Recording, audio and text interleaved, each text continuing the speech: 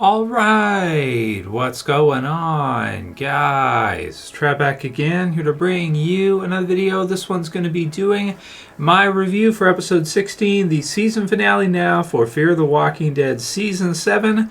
This is the Madison return episode. It is called Gone.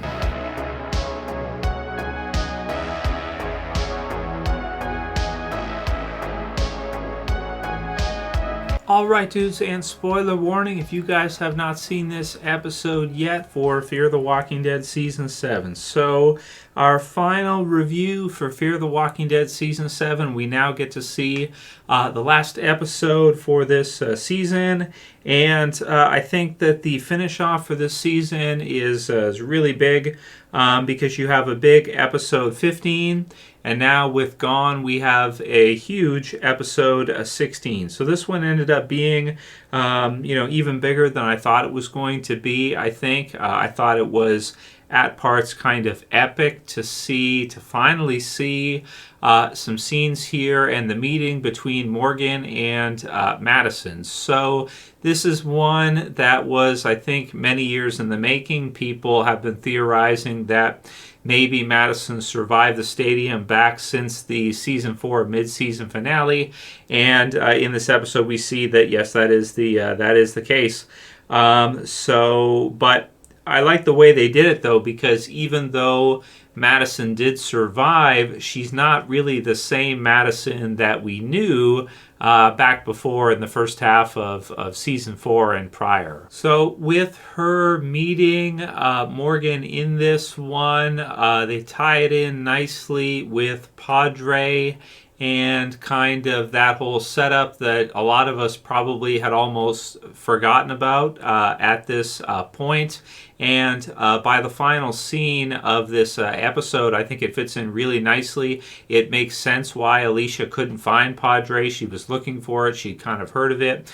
But it looks like maybe it's either an island or it's somewhere offshore or something like this, which is really cool. One of the things that I enjoyed the most about Fear the Walking Dead's early seasons is they did some really great episodes on the Abigail in the water and different locations while they were kind of traveling around. And it was just totally, completely different from what we were seeing at that time in the original Walking Dead series. And so even up until this point, the original Walking Dead series has never really done much in terms of islands, water and stuff. A little bit of stuff with Virgil and Michonne, if you guys can think of those episodes, but Fear the Walking Dead has done a lot more with that, and I think it fits in really, really nicely with what's happening here. Explains why they couldn't find it, and then also is really cool sort of what they did with Madison. So it totally makes sense that Madison would be in and around kind of at least the vicinity of where the others were, of where the group of survivors, Alicia and Nick, even mentions of Nick in this episode is really great. You get to see the tattoos and everything on Madison's wrist for Alicia and Nick. And it makes sense as to why they must have been at least still somewhat close by, in terms of location. Even though Morgan and the others have kind of been traveling around a lot, they've been at some different spots. We've gotten to see them in these last few seasons go to different locations, and they haven't just been at one place like in the original series at Alexandria or something, where the group is pretty much always in that vicinity. The Fear group has traveled around a good amount, and they still have not, they hadn't seen Madison all this time, and now we get to fully understand why, because she's kind of in somewhat of almost like a covert type role. So I thought the name for the community being Padre was strange. I guess it means in Spanish, father. And so I always thought that was kind of a weird name once I got the translation for it earlier on this season when it was first mentioned. I'm trying to think if it was mentioned in season 6 last year or just more recently in season 7. But either way, it definitely makes more sense now, and all about kids, right, with this episode and with Madison, so they chose to go with this angle for Madison that she, it sounds like she's a collector, I guess, so she's going out there and she's getting young people, kids, youth, and she's taking them to this Padre location in exchange maybe for oxygen and to be able to, if maybe her kids are found or something, maybe she'll have some kind of leverage or something. We almost get the sense that she's been doing it maybe so long that at this point she can't even really remember why originally. I guess originally she wanted to find Nick and Alicia, right, with their help, and she thought maybe this was the best way to do it, and they wouldn't kill her if she, if she went along with what she was told to do here. So she played along and she did it, but in that time span, she's gone around and collected a lot of other people's kids, unfortunately never having found her own. So it's a little bit of a strange kind of storyline from that perspective, but the community does have a weird name to start with. They did set it up before, the community being named Father and everything. So what exactly is this that it is? It looks like it's almost somewhat military, something like this. But does it make sense that you could have a group where their angle is to kind of repopulate the world or something? So they've designed this system where this is what's useful for them to do, and they want the youth rather than the older, so that they can kind of set them up and program them to not have attachments and do their thing. Every group in the Walking Dead universe has its own gimmick, has its own kind of thing that it does. Whether you go to Terminus with cannibals, whether you go to Whisperers and their type of strategy for survival, every group has their own kind of style, their own kind of strategy for what they're doing. So with Padre, this is what they have, what they've decided to do. And I do also wonder if it's somewhat like quasi-military after the zombie apocalypse, this kind of thing, if it's got some kind of planning or military people that are involved from before the start of the apocalypse and everything. I guess we'll find out more next season. And it does serve, this episode, while it's not a cliffhanger per se, it does serve as an awesome, both a finale episode and also almost like a premiere episode, because with it, you're starting a new storyline in Fear the Walking Dead. And I'd have to say this is very, very well done, I think. It's something that, was something I was kind of concerned about is, are people going to want to come back for Season 8 of Fear the Walking Dead? I think if they watch this episode, they'll want to. I mean, even just to get to see kind of this new version of Madison, where it seems like she's kind of guilt-ridden for the things she's been kind of forced to do here, but she has reluctantly done, and Morgan. But I have to say, kind of the little fight scene they have when Morgan gets to see the tattoos on her wrists here for the names for Alicia and for Nick, that is kind of an epic scene as a fan of Walking Dead and Fear the Walking Dead, because you have one of the biggest characters from the original Walking Dead TV series still alive, Morgan. And we don't have too many that are still around from like the early seasons of the original Walking Dead. And then you have Madison for a season of Fear the Walking Dead OG, and you have them kind of discover each other and realize who they are. It's just kind of, it has some feels here that are like kind of a fan crossover here. Finally, that's been kind of, because they never got to actually meet each other in Season 4, even they were both in the first half of Season 4, they never actually met face-to-face. So now we get to see it in this one, and it's an awesome realization once Morgan realizes that this is a lady that's supposed to be dead. This is Madison. And as such, I loved it. They also set it up in such a way where Morgan does tell Madison in another very kind of epic but also sad scene. So you get to see her reaction that Nick and Alicia have died, or at least Nick has for sure. And with Alicia, we don't know. It's possible she could have survived, whatever the case may be. We got to see that scene at the end of episode 15, and that's open to interpretation, whether or not she's still alive out there. But they set this up really nicely with the no one's gone till they're gone type of thing. I'm still questioning if they had planned originally to at some point bring Madison back in the series, or whether this is something they just decided to do this season. I really can't say. My mind kind of goes back and forth on it. No one's gone till they're gone. It really feels natural for this return, and also because with her returning, they did something very intelligent here. I think what they did is they made it so that she survived the stadium. However, she, in the process, it looks like somehow damaged her lungs or did something here with maybe possibly fire around, breathing in smoke, something like this.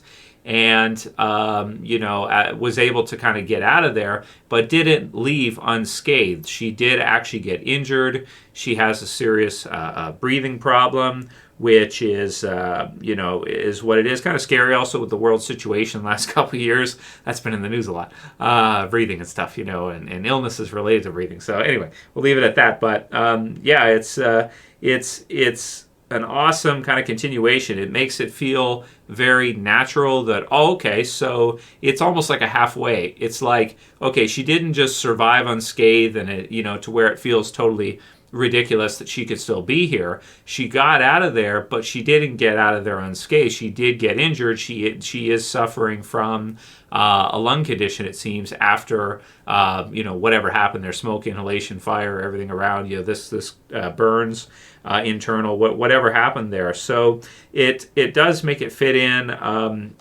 very, very nicely, I think, considering. It's not like, okay, we thought she was dead and all of a sudden, oh, voila, she's totally fine. No big deal. I'm fine, guys. It doesn't feel like that. It feels like, okay, she did get out of there. However, there was damage done in that process. So she did actually survive. But in the version we see of her right now, just barely. And kind of the playing on the idea of Too Far Gone again, which is cool because it plays with some of the older Walking Dead themes like, clear mode Morgan and being kind of gone, and then can a person come back from it? You can't come back from this. I know you can, this kind of thing. So it's really epic stuff. It's really awesome to see this crossover episode. Now, that said, there are some things about the episode that are really kind of a little bit strange. The group of, I don't know if we should call them the Scarecrows or something. They wear like the Scarecrow bag thing or something. That's their group gimmick, I guess. And they're like burying people on the beach, and then the water will tide will come in and like maybe suffocate them or something like this. There's some parts with them at the beginning where the voice didn't seem like it matched properly, at least not in the feed that I was watching via Prime Video. It felt like they had voiced it over afterwards, and it didn't quite fit just right. Some of their scenes are strange. Also, when Madison is kind of buried at the beach, they kind of get up and they're kind of walking towards her with their stuff on, but they're like zombified. And it just doesn't look right. It's kind of strange, so I'm not sure. It's a bit strange for Walking Dead, some of those scenes with them. They just are a bit clunky for me in the episode. They don't quite feel like true Walking Dead. I don't know. Something about them just seems kind of off. We get to meet Ava and this whole thing, question of trading kids, like if Morgan wants to get Mo back, who Madison has collected and served up to Padre, then he might have to trade, something like this. And we'll see. They end up kind of turning themselves in at the end in order to try to find a way. And Morgan does give up the rafts in the group there. In order to do this, he's willing to go all in and do anything to get Mo back, which we can understand. There's also a montage with Grace in this one, I believe. So you have her kind of doing the voiceover stuff, which it fits well because you have Mo going missing and Morgan and everything, but it's just a little bit strange at the beginning of the episode. The house and stuff is cool, though. You get to see a cool location, this one. And the crypt reminds me of Teddy from like last season, if you guys remember, where he's looking for his mom or something. He's like crazy and stuff. That's kind of funny. All in all, though, I'd have to say it is really great to see Madison back in Fear the Walking Dead. And my supposed perfect fan ending for Fear the Walking Dead is whenever they do decide to finish the series up 100% and actually do its final episodes, I would like to see a scene with Madison and Alicia reunited in the very last episode, and kind of that would be, or last season at least, and have that be there to wrap up the series. Little fight between Morgan and Madison is kind of epic, and I really love the choice. Great idea. Choice for a sledgehammer for Madison is awesome. Goes back to like when she kills. Is his name? I'm trying to go back to like season 3 now. Was it Troy? Is that was his name? I think so. When she hammers him, right? She hits him with a hammer. So now she's got like a sledgehammer and she's like spinning it around and she's like going around in a circle and killing all these walkers like, quadruple kills, like Mortal Kombat, right? Fatality. It's cool. It's a little silly because it's like bigger than she is. And, she's, well, it's, win with Sledgehammer. It's like, okay, but it's perfect. It's kind of like, okay, but then it's perfect at the same time. And there's like this part where Morgan kind of sort of saves her, but she gets the Sledgehammer, like breaks the legs of some walkers on the beach and then like smashes their heads, which is kind of funny. It's comic booky, but it's set up perfectly with the hammer before. And, I was thinking like years ago, like what would be the perfect weapon for Madison? Like, Sledgehammer. That's perfect. So they did it. So Sledgehammer. So yes, it's awesome. So you guys know it, man. I love the episode. I'm not going to say it's a perfect episode because like I said, there's some clunky stuff with audio and stuff at the beginning and that. But this is the big thing. Who cares about the Scarecrow group? Who really cares about these guys and Ava and whatever? Who cares? The fact of the matter is you get to see, Morgan finally meet Madison. Madison ended up surviving. It's done brilliantly because she didn't get out of there unscathed.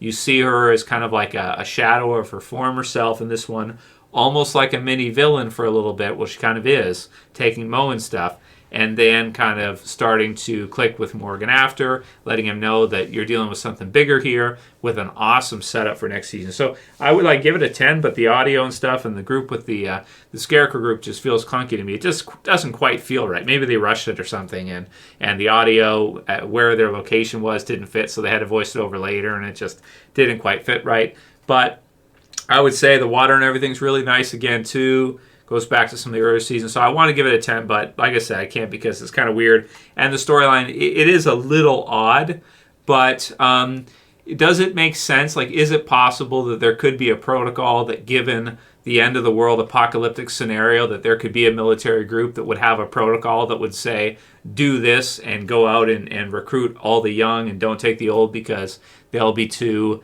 like, they won't be what we want. We want to restart again, so you want the youth or something.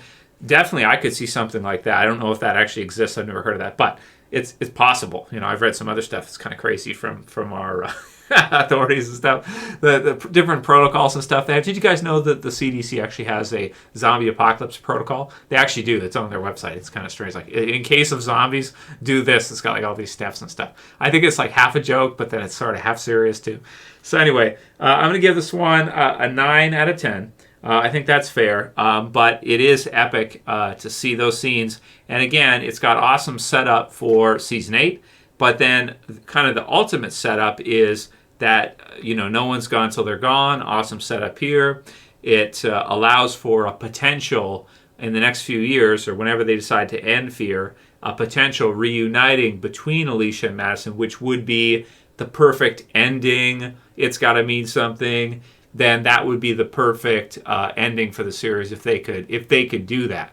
So we'll see. I don't know. It's kind of a fan pipe dream right now, I'd say, for Fear. But we do get a sledgehammer, so sometimes our fan dreams can come true, right? Here's Madison, and she's got a sledgehammer, and she's got a sledgehammer zombies.